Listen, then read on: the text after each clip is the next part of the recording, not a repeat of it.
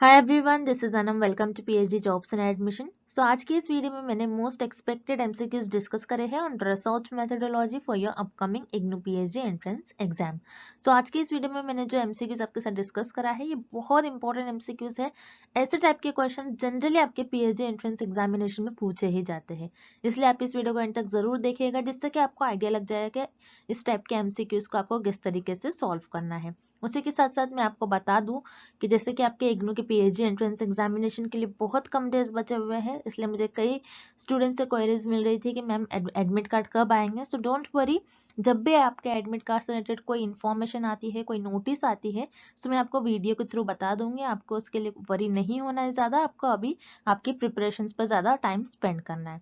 सो उसी के साथ साथ मैं आपको बता दूं, जैसे कि आपके इग्नू के पीएचडी एंट्रेंस एग्जामिनेशन के लिए बहुत ही कम डेज बचे हुए हैं, इसलिए आपकी प्रिपरेशंस को बूस्ट करने के लिए अभी तक जिन स्टूडेंट्स ने इग्नू की पीएचडी एंट्रेंस एग्जामिनेशन की प्रिपरेशन स्टार्ट नहीं करी है, वो अभी भी इस टाइम पर भी इग्नू की पीएचडी एंट्रेंस एग्जामिनेशन की प्रिपरेशन स्टार्ट कर सकते हो।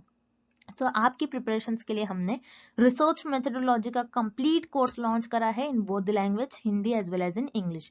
सो हमारे इस कोर्स में हमने 1 डे रिवीजन पीडीएफ आपके लिए तैयार करा है। अगर आप इस पीडीएफ को एग्जाम के एक दिन पहले पढ़ते हो, और इवन आप आपके एग्जाम के 3 to 4 आवर्स पहले भी इस पीडीएफ के एक बार क्वेश्चंस को गो थ्रू कर कर जाते हो, तो मैं आपको गारंटी देती हूँ आप एग्जाम में इजीली क्वेश्चंस को मार्क कर कर आ जाओगे, और हमारे इसी पीडीएफ से आपको डायरेक्टली एग्जाम में क्वेश्चंस पूछे जाएंगे। कई स्टूडेंट्स का हमें फीडबैक है कि उनको हमारे जो ये 1 डे एमसीक्यूज रिवीजन पीडीएफ है, इस पीडीएफ से उनको उनके एग्जाम में कई क्वेश्चंस पूछे गए थे। तो याद रखिएगा, हमारे इस कोर्स को परचेस करने के लिए आपको व्हाट्सएप के थ्रू ही हमें कांटेक्ट करना है, और दिए गए नंबर पर आपको हमें कांटेक्ट करना है। स्क्रीन पर जो आपको नंबर नजर आ रहा है, उस पर आपको हमें व्हाट्सएप के थ्रू ही कांटेक्ट करना है। और आप अगर मैसेज करते हो हमें व्हाट्सएप पर, तो मैसेज करने के विद इन 10 to 15 मिनट में आपको सारा स्टडी मटेरियल प्रोवाइड कर देंगे। So if you like my video, please don't forget to subscribe my channel. हमारे इस रिसर्च मेथोडोलॉजी के कोर्स में हम आपको full syllabus video lectures, notes, 10 full syllabus mock test, 1000+ practice MCQs PDF provide करेंगे in both language, Hindi as well as in English. So हमारा जो ये रिसर्च मेथोडोलॉजी का कंटेंट है, ये हमने हमारे एक्सपीरियंस के बेसिस पर, और जो एक्चुअल पीएचडी एंट्रेंस एग्जाम में क्वेश्चंस पूछे जाते हैं, वो सारी चीजें हमारे इस रिसर्च मेथोडोलॉजी के कंटेंट में हमने कवर करे हैं। तो आपको हमारा, अगर आप कोर्स परचेस करोगे, अगर आप हमारा कोर्स फॉलो करोगे, तो आपको कुछ इस तरीके से हमारे रिसर्च मेथोडोलॉजी के कंटेंट में आपको प्रिपरेशन करना है कि आपको हमारे जो नोट्स है और जो मॉक टेस्ट को एक वीक में कवर कर लेना है। और ये जो 1000+ एमसीक्यूज पीडीएफ है, 1000+ एमसीक्यूज पीडीएफ, ये आप आपके एज अ रिविजन के तौर पर यूज कर सकते हो, आप आपके एग्जाम के एक दिन पहले, और अगर आप आपके एग्जाम के इवन 4 to 5 आवर्स पहले भी इसको एक बार रीड कर कर चले जाओगे, तो आप एग्जाम में इजीली क्वेश्चंस को मार्क कर कर आ जाओगे। तो मैं आपको गारंटी देती हूँ कि हमारे इसी रिसर्च मेथोडोलॉजी के कंटेंट से आपको एग्जाम में क्वेश्चंस पूछे जाएंगे। हमारे जो स्टूडेंट्स हैं, हमारे जो बैच के स्टूडेंट्स हैं, उन कई स्टूडेंट्स का फीडबैक है कि उनको हमारे इस रिसर्च मेथोडोलॉजी के कंटेंट से डायरेक्टली एग्जाम में 10 to 12 क्वेश्चंस पूछे गए थे। सो हमारे इस स्टडी मटेरियल को परचेस करने के लिए आपको इस नंबर पर हमें व्हाट्सएप के थ्रू कॉन्टैक्ट करना है। याद रखिए, आपको व्हाट्सएप के थ्रू ही हमें कॉन्टैक्ट करना है, और आप अगर मैसेज करते हो, मैसेज करने के विद इन 15 to 20 मिनट्स में आपको सारा स्टडी मटेरियल प्रोवाइड कर देंगे। और आप हमारे ऐप को भी डाउनलोड कर सकते हो, जो कि है ग्लोबल ऑनलाइन ऐप। सो इस ऐप पर आपको 1 मंथ की वैलिडिटी मिलेगी, और अगर आप ऐप पर जाते हो, तो आपको डायरेक्टली वहां पर सारा कंटेंट इजिली अवेलेबल हो जाएगा। और ऐप को डाउनलोड करने के लिंक मैंने डिस्क्रिप्शन बॉक्स में प्रोवाइड कर रखी है, सो वहां से आप हमारे ऐप को एक्सेस कर सकते हो। And let's begin with the video. Type 2 error is also known as, इस क्वेश्चन में हमें फाइंड आउट करना है कि टाइप 2 एरर को और हम क्या कहते हैं। सो टाइप 2 एरर होता क्या है, किस तरीके से टाइप 2 एरर ये टर्म यूज में आया है, इस टर्म का मतलब क्या होता है, आपको पहले तो ये पता होना चाहिए। सो याद रखिएगा, रिसर्चर जब अपनी रिसर्च में हाइपोथेसिस को टेस्ट करते, रिसर्चर पहले अपनी रिसर्च में हाइपोथेसिस को टेस्ट करते, तो रिसर्चर से हाइपोथेसिस को टेस्ट करने में कुछ मिस्टेक्स हो जाती है। सो उसी मिस्टेक्स को हम कहते हैं एरर्स। सो उसी तरीके से एरर्स के भी टाइप होते हैं, type 1 error, type 1 error and type 2 error. अब इस क्वेश्चन में हमें पूछ रहा है कि टाइप 2 एरर को और हम क्या कहते हैं। सो याद रखिएगा, टाइप 2 एरर को हम कहते हैं फॉल्स नेगेटिव। अब जैसे कि इस टेबल से आपको याद रखना है कि टाइप 1 एंड टाइप 2 एरर क्या होता है और टाइप 1 एरर और टाइप 2 एरर को और हम क्या कहते हैं। तो टाइप 1 एरर कब होता है, जब आपकी नल हाइपोथेसिस ट्रू होती है फिर भी आप उसको रिजेक्ट करते हो, सो वो हो जाती है आपकी टाइप 1 एरर। और टाइप 2 एरर कब अकर होता है, जब आपकी नल हाइपोथेसिस फॉल्स होती है, फॉल्स होने के बावजूद आप उसको एक्सेप्ट कर लेते हो, तब वो हो जाता है आपका type 2 error. Okay, clear. Then अब इस क्वेश्चन में हमें पूछ रहा है कि टाइप 2 एरर कब होता है, क्योंकि टाइप 2 एरर कब होता है, जब आपकी नल हाइपोथेसिस फॉल्स होती है फिर भी आप उसको एक्सेप्ट करते हो, तब होता है आपका टाइप 2 एरर। तो आपकी नल हाइपोथेसिस फॉल्स है, इनकरेक्ट है, मतलब आपकी जो नल हाइपोथेसिस है ये नेगेटिव है, और आपने क्या कर लिया यहाँ पर, आपका डिसीजन क्या था, इनकरेक्ट डिसीजन था, आपका डिसीजन रॉन्ग था। मतलब ये ऑलरेडी आपकी नल हाइपोथेसिस फॉल्स थी, लेकिन फिर भी आपने उसको एक्सेप्ट कर लिया, तो आपका जो डिसीजन था यहाँ पर ये फॉल्स था। इसीलिए टाइप 2 एरर को हम कहते हैं फॉल्स नेगेटिव। उसी तरीके से टाइप 1 एरर का भी आप देख लीजिए, एग्जाम में type 1 error is also known as, ऐसा भी क्वेश्चन आ सकता है, तो उस केस में आपका आंसर हो जाएगा फॉल्स पॉजिटिव। अब टाइप 1 एरर को हम फॉल्स पॉजिटिव क्यों कहते हैं, क्योंकि यहाँ पर आप देखिए आपकी जो नल हाइपोथेसिस होती है वो ट्रू होती है, फिर भी आप उसको रिजेक्ट करते हो, तब आपका होता है टाइप 1 एरर। तो यहाँ पर आपकी जो नल हाइपोथेसिस है ट्रू है, मतलब ये पॉजिटिव सेंस कर रहा है, आपकी नल हाइपोथेसिस ट्रू है, लेकिन आपने यहाँ पर कैसा डिसीजन ले लिया, इनकरेक्ट डिसीजन ले लिया, फॉल्स डिसीजन ले लिया, ट्रू होने के बाद भी आपने इसको रिजेक्ट कर दिया, तो आपका डिसीजन फॉल्स था। तो टाइप 1 एरर को हम कहते हैं, टाइप 1 एरर को हम कहते हैं false positive, and type 2 error is also known as false negative. तो आपको ये रिलेशन याद रखना है, टाइप 1 एरर को और हम क्या कहते हैं एंड टाइप 2 एरर को और हम क्या कहते हैं, तो ये एग्जाम में आने के चांसेस है, this is very important question. So type 2 error is also known as false negative, so यहाँ पर आपका ऑप्शन भी करेक्ट हो जाएगा। Next, population divided into 4 equal groups of a particular variable group is। इस क्वेश्चन में हमें फाइंड आउट करना है कि आपने आपकी जो पॉपुलेशन है उस पॉपुलेशन को आपने 4 इक्वल ग्रुप्स में डिवाइड कर दिया, 4 इक्वल ग्रुप्स में आपके अपने पॉपुलेशन को डिवाइड कर दिया। सो उसे हम क्या कहेंगे, क्या उसे हम परसेंटाइल कहेंगे, क्वार्टाइल कहेंगे या फिर डेसाइल कहेंगे। सो यहाँ पर आपकी मान लीजिए कोई पॉपुलेशन थी, आपने उस पॉपुलेशन को 4 पार्ट्स में डिवाइड कर दिया है, फर्स्ट सेकेंड थर्ड एंड ये फोर्थ पार्ट, 4 पार्ट में आपने इसको डिवाइड कर दिया। तो 4 पार्ट में आपने आपकी पॉपुलेशन को अगर डिवाइड कर दिया तो उससे हम कहेंगे क्वार्टाइल। क्वार्टाइल का ही मतलब होता है 4। ओके, क्वार्टाइल का मतलब होता है 4, कि आपने आपकी पॉपुलेशन को 4 इक्वल ग्रुप्स में डिवाइड कर दिया, तो इसे हम कहते हैं क्वार्टाइल।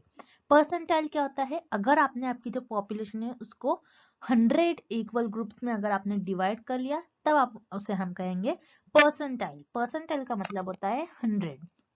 डेसाइल, डेसाइल क्या होता है, अगर आपने आपके जो पॉपुलेशन है उसको 10 इक्वल ग्रुप्स में अगर डिवाइड कर लिया तो उसे हम कहेंगे डेसाइल। डेसाइल 10 होता है, क्वार्टाइल 4 होता है और परसेंटाइल 100 होता है। सो आपने यहाँ पर आपके जो पॉपुलेशन है उसको 4 इक्वल ग्रुप्स में डिवाइड कर लिया, सो उसे हम कहते हैं क्वार्टाइल। सो याद रखना है क्वार्टाइल, क्वार्टाइल का मतलब होता है 4। सो यहाँ पर 4 इक्वल ग्रुप्स है, तो आपने आपकी पॉपुलेशन को 4 इक्वल ग्रुप्स में डिवाइड कर लिया, तो उसे हम कहेंगे क्वार्टाइल। सो यहाँ पर आपका करेक्ट ऑप्शन हो जाएगा option B, quartile. Next, the sampling interval k is determined by the equation. इस क्वेश्चन में हमें फाइंड आउट करना है सैम्पलिंग इंटरवल, जिसको आप k से रिप्रेजेंट करते हैं, इसको आप किस इक्वेशन से डिटरमाइन करोगे। अब सैम्पलिंग इंटरवल होता क्या है, आपको पहले ये पता होना चाहिए। सैम्पलिंग इंटरवल्स मतलब आप सैंपल्स को कितने इंटरवल्स पर कलेक्ट कर रहे हो। तो सैम्पलिंग इंटरवल्स आप जनरली सिस्टमैटिक सैम्पलिंग में यूज करते हो। अब सिस्टमैटिक सैम्पलिंग में आप किस तरीके से सैम्पलिंग इंटरवल करते हो, अब मान लो जैसे आपकी जो पॉपुलेशन है वो 100 है, अब आपकी जो पॉपुलेशन है पूरी 100 पॉपुलेशन है, तो आप 100 के 100 पॉपुलेशन पर रिसर्च परफॉर्म नहीं कर सकते, बिकॉज ये बहुत टाइम टेकन प्रोसेस हो जाएगा। तो 100 पॉपुलेशन है और आपको चाहिए जो मेरा सैंपल होगा वो सैंपल में सिर्फ 10 लोगों पर रिसर्च परफॉर्म करूंगा, तो आप क्या करोगे इस केस में, आप कुछ इंटरवल्स पर, आपके पास पॉपुलेशन है और उस पॉपुलेशन में से आप कुछ इंटरवल्स पर सैंपल सेलेक्ट करोगे। तो इस केस में आपका जो सैम्पलिंग इंटरवल है जिसको आप के से रिप्रेजेंट करते हो, तो ये आपका हो जाएगा capital N divided bye N। Capital N जिसको आप पॉपुलेशन कहते हो, आपकी पॉपुलेशन मान लो इस केस में 100 है और सैंपल आपको 10 चाहिए, तो यहाँ पर आपकी जो k की वैल्यू आ जाएगी वो हो जाएगी k, सैम्पलिंग इंटरवल हो जाएगा आपका k। सो k की वैल्यू 10 आ रही है, मतलब अगर आपकी जो पॉपुलेशन है वो टोटल 100 है, तो अगर आप पॉपुलेशन में से पहले पर्सन को सिलेक्ट करते हो, तो आप 10 के गैप पर, आप 10 के गैप पर आप क्या करोगे, 10 का गैप लोगे और देन 11th वाले पर्सन को सिलेक्ट कर लोगे। देन 11 वाले पर्सन को सिलेक्ट करने के बाद अगेन आप 10 का गैप लेकर 21st नंबर वाले पर्सन को सिलेक्ट कर लोगे। ऐसे ही आप 10 का गैप लेकर 31st वाले पर्सन को सिलेक्ट कर लोगे। सो के जिसको आप सैम्पलिंग इंटरवल कहते हो, उसको उस फॉर्मूले को डिटरमाइन करने के लिए आपको इस इक्वेशन का यूज करना होता है, capital N divided by small n। Capital N आपके पॉपुलेशन होंगी, कितनी टोटल इंटायर पॉपुलेशन है, डिवाइडेड बाय n कि आपको पॉपुलेशन में से कितना सैंपल चाहिए, तो वो आपको इस फॉर्मूले में पुट करना है। देन सैम्पलिंग इंटरवल की जो वैल्यू आएगी आपको उस इंटरवल से पॉपुलेशन में से सैंपल्स को सेलेक्ट करना होता है। सो यहाँ पर सैम्पलिंग इंटरवल को डिटरमाइन करने के लिए आपको इस इक्वेशन का यूज करना है, k is equals to capital N divided by small n। तो यहाँ पर आपका ऑप्शन डी करेक्ट हो जाएगा। Next, the ones that have a strong contingent effects on the relationship between the independent and dependent variables। इस question में हमें find out करना है कि ऐसा कौन सा वेरिएबल होता है जो स्ट्रांगली इंडिपेंडेंट वेरिएबल और डिपेंडेंट वेरिएबल के जो बीच के रिलेशन है उसको अफेक्ट करता है। तो यहाँ पर आपको 1 बाय 1 ऑप्शन देखना है। तो पहले आपको ऐसा ऑप्शन एलिमिनेट करना है जो इस क्वेश्चन का करेक्ट आंसर नहीं होगा। जैसे इंडिपेंडेंट और डिपेंडेंट वेरिएबल के बीच का रिलेशन हमें फाइंड आउट करना है, जो ऐसा वेरिएबल जो इन दोनों वेरिएबल को रिलेशनशिप को अफेक्ट करता है।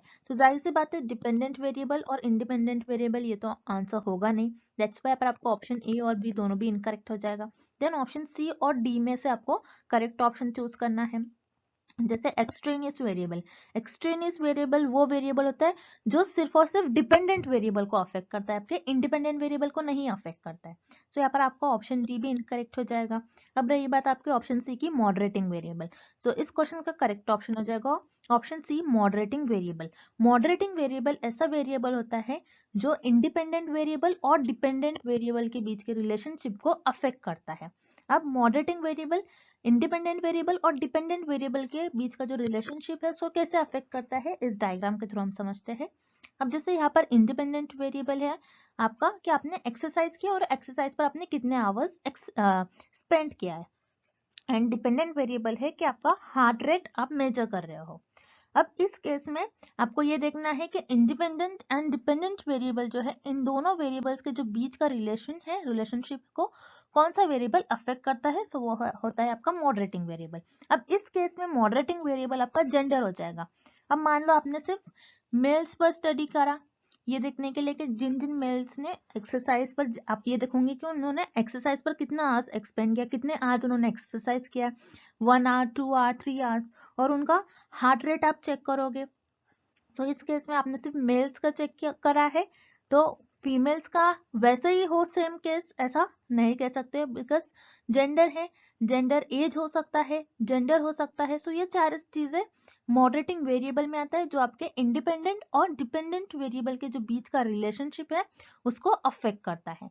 सो इस केस में और इस स्टडी में आप ये देख रहे हो कि इंडिपेंडेंट वेरिएबल जो कि आपने एक्सरसाइज किया है, आपके एक्सरसाइज आवर्स, और डिपेंडेंट वेरिएबल जो कि आप हार्ट रेट मेजर कर रहे हो। सो इस केस में आपका जो मॉडरेटिंग वेरिएबल होगा इन दोनों वेरिएबल्स के बीच का जो रिलेशन को अफेक्ट करेगा वो होगा आपका gender.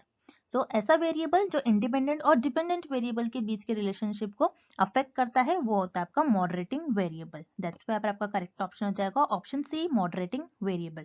Next, the longitudinal approach of research deals with, इस क्वेश्चन में हमें फाइंड आउट करना है कि लॉन्जिट्यूडनल रिसर्च जो होती है वो किस चीज से डील करती है। जैसे नेम में ही मीनिंग है लॉन्जिट्यूडनल, लॉन्जिट्यूडनल मतलब ऐसे रिसर्च जो लॉन्ग पीरियड ऑफ टाइम तक चलती है, जो लंबे समय तक की जाती है। अब लॉन्जिट्यूडनल रिसर्च में रिसर्चर क्या करते हैं, जो भी वेरिएबल्स होते हैं उन वेरिएबल्स को एक एक लंबे समय तक ऑब्जर्व करते हैं, एक लॉन्ग टर्म के लिए उन वेरिएबल्स को ऑब्जर्व करते हैं। रिसर्चर का जो ऑब्जर्वेशन होता है एक लंबे समय तक उस वेरिएबल्स को ऑब्जर्व करते हैं अपनी स्टडी में। सो लॉन्जिट्यूडिनल रिसर्च वो रिसर्च होती है जो लॉन्ग टर्म तक करी जाती है, लॉन्ग टर्म रिसर्च भी कहते हैं हम लॉन्जिट्यूडिनल रिसर्च को।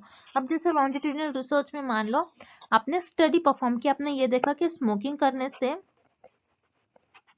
स्टमक पर कैसा अफेक्ट हो रहा है, स्टमक कैंसर हो रहा है या फिर नहीं हो रहा है। ओके, मान लो ये जो रिसर्चर ने अपना सैंपल लिया, इसमें सारे लोग स्मोकिंग कर रहे हैं, तो रिसर्चर इनको पहले ऑब्जर्व करेंगे, देन कुछ समय तक फिर से ऑब्जर्व करेंगे एक पॉइंट पे, इन लोगों को फिर से देखेंगे कि स्मोकिंग कर रहे हैं, तो फिर वापस देखेंगे कि इनमें कैसा अफेक्ट हो रहा है।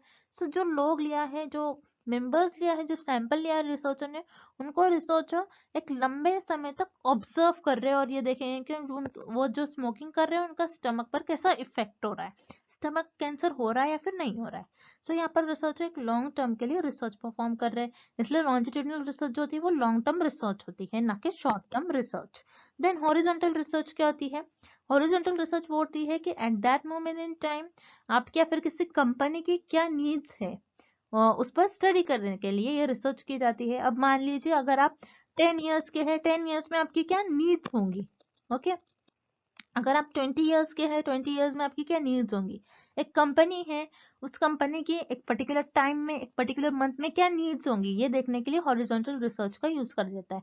और रिमेंबर हॉरिजॉन्टल रिसर्च जो है मार्केटिंग में ज्यादा यूज करा जाता है। तो यहाँ पर आपका ऑप्शन ए भी इनकरेक्ट हो जाएगा। सो लॉन्जिट्यूडिनल अप्रोच ऑफ रिसर्च वो रिसर्च होती है जो लॉन्ग टर्म रिसर्च होती है, जो लंबे समय के लिए की जाती है। दैट्स व्हाई आपका करेक्ट ऑप्शन हो जाएगा option B, long term researches. Next, non sampling errors can be reduced by. इस क्वेश्चन में हमें फाइंड आउट करना है कि नॉन सैम्पलिंग एरर्स को हम कैसे कम कर सकते हैं और रिड्यूस कर सकते हैं। अब रिमेंबर सैम्पलिंग में दो टाइप के एरर होते हैं, एक होता है सैम्पलिंग एरर और नेक्स्ट होता है नॉन सैम्पलिंग एरर। अब सैम्पलिंग एरर क्या होता है? आपके जो सैंपल्स है, आपने जो भी सैंपल लिया होगा वो पूरी पॉपुलेशन को रिप्रेजेंट नहीं कर रहा होगा।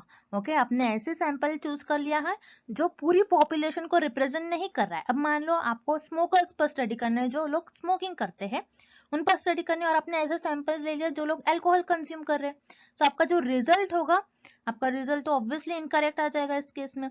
तो सैम्पलिंग एरर क्या होता है? आपने ऐसा सैंपल सेलेक्ट कर लिया जो आपकी पूरी पॉपुलेशन को रिप्रेजेंट नहीं कर रहा होगा। और नॉन सैम्पलिंग एरर क्या होता है?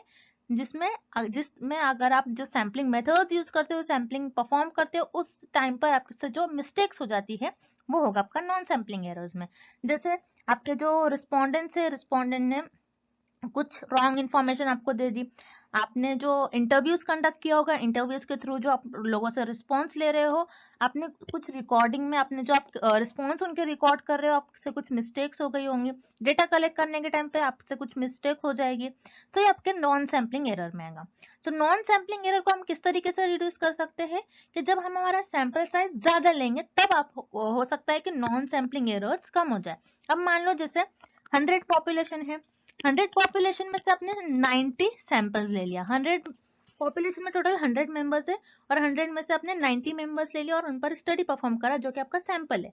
इस केस में आपका सैंपल साइज बहुत ज्यादा लार्ज है, मतलब जितना ज्यादा आपका सैंपल साइज लार्ज होगा उतना ज्यादा आपके रिजल्ट जो होंगे वो एक्यूरेट हो जाएंगे। ओके, इस केस में आपकी जो स्टडी होंगी वो 90% रिजल्ट आपके करेक्ट हो जाएंगे, 90 टू 92% आपके रिजल्ट होंगे वो करेक्ट हो जाएंगे। मतलब जितने ज्यादा आपके सैंपल साइज होगी उतने ज्यादा आपके नॉन सैम्पलिंग एरर्स के चांसेस, एरर्स होने के चांसेस रिड्यूस हो जाएंगे। दैट्स व्हाई आपका करेक्ट ऑप्शन हो जाएगा increasing the sample size. Next question, suppose a finite population contains 7 items and 3 are selected at random without replacement, then all possible samples will be। इस question में हमें find out करना है, आपके पास एक पॉपुलेशन है, उसमें टोटल 7 आइटम्स है, मतलब 7 आप मान लो कि 7 मेंबर्स है, 7 में से आपने 3 मेंबर्स को सिलेक्ट कर लिया जो कि आपका सैंपल बन गया। और आपने यहाँ पर कौन सा मेथड यूज करा? Simple random sampling without replacement. मतलब आपने एक बार सैंपल सिलेक्ट कर लिया तो उनको पॉपुलेशन में नहीं भेजा है, उस तरीके से आपने सैंपल सिलेक्ट कर लिया। तो इस केस में कितने पॉसिबल चांसेस होंगे आपके सैंपल सिलेक्ट होने के, कितने आपके टोटल सैंपल सिलेक्ट होंगे, हमें ये फाइंड आउट करना है। सो रिमेंबर, जब भी आप न्यूमेरिकल सॉल्व करते हो तो आपको याद रखना है कैपिटल एन आपकी पॉपुलेशन को रिप्रेजेंट करेगा, स्मॉल एन हम सैंपल के लिए यूज करेंगे। ओके, और जब प्रोबेबिलिटी का कुछ क्वेश्चन आता है तो उस केस में आपको फॉर्मूला याद रखना है। कैपिटल N मतलब पॉपुलेशन, C मतलब चूज। आप पॉपुलेशन में से कितने सैंपल को चूज करोगे और ये स्मॉल n, कुछ इस तरीके से आपका ये फॉर्मूला हो जाएगा। अब यहाँ पर आपकी पॉपुलेशन कितनी है टोटल, 7 है आपकी पॉपुलेशन में मेंबर्स, और आपने चूज 3 को चूज कर लिया, 3 लोगों को, 3 मेंबर्स को चूज कर लिया, 3 आइटम्स को चूज कर लिया आपने। तो ये हो गया आपका ये फॉर्मूला। देन फॉर्मूला होता है 7 factorial divided by 3 factorial 7 minus 3 factorial. अब 7 फैक्टोरियल को आप किस तरीके से लिख सकते हो, 7 into 6 into 5 into 4 into 3 factorial divided by 3 factorial into 7 minus 3 हो जाएगा आपका 4 फैक्टोरियल। ओके, सो यहाँ पर आपका 3 एंड 3 फैक्टोरियल कैंसिल हो जाएगा। Then 7 into 6 into 5 into 4 divided by 4 factorial का हम किस तरीके से लिख सकते हैं, 4 इंटू 3 इंटू 2 इंटू 1। सो यहाँ पर 4 एंड 4 आपका कैंसिल हो जाएगा। देन 3 1 जा 3 2 जा 2 और 2 कैंसिल हो जाएगा। अब क्या रह गया, 7 इंटू 5, 7 इंटू 5 हो जाता है आपका 35।